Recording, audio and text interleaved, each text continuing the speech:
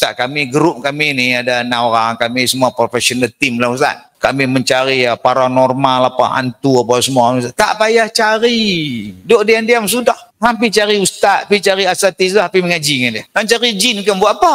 Ni kadang-kadang pemikiran orang sekarang tak ni. Kalau dia tunjuk muka, alhamdulillah, nampak ustaz. Oh, tuan-tuan gelak saya cakap, tak kena kat tuan-tuan. Cuba sakit tengok.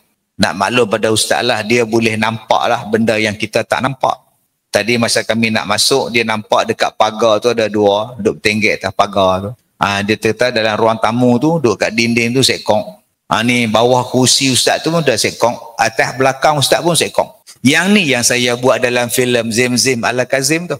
Dia mari dengan anak dia mari dengan pak dia. Tentang ingat tak? Tentang tengok tak filem tu? Di situ, di sini, di sana. Jadi dia nampak lah, dia boleh buang lah benda-benda tu. Saya kata macam ni bang.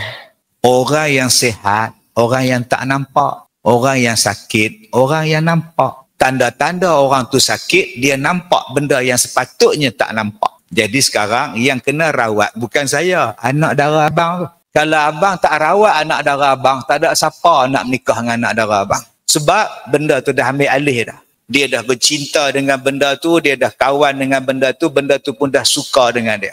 Maka dia pun bergantung dengan makhluk tadi. Sekarang kak kena ubat.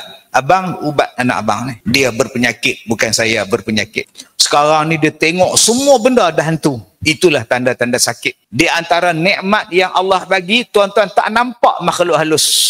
Ni tuan-tuan tak nampak makhluk halus dalam dewan ni. Kalaulah tuan-tuan nampak, dengan saya pun lari sekali.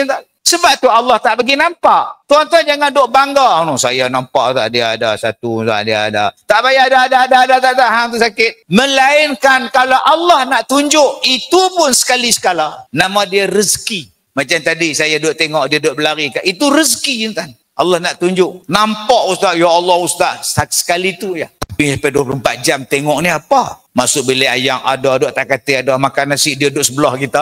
Ni bukannya sihat. Tu tanda dia sakit. Jangan duk bangga kita ni ada boleh nampak ustaz anak saya ni dia ada kelebihan. Kekurangan bukan kelebihan. Kelebihannya ialah Allah hijabkan kita. Tak nampak dan tak payah pergi cari.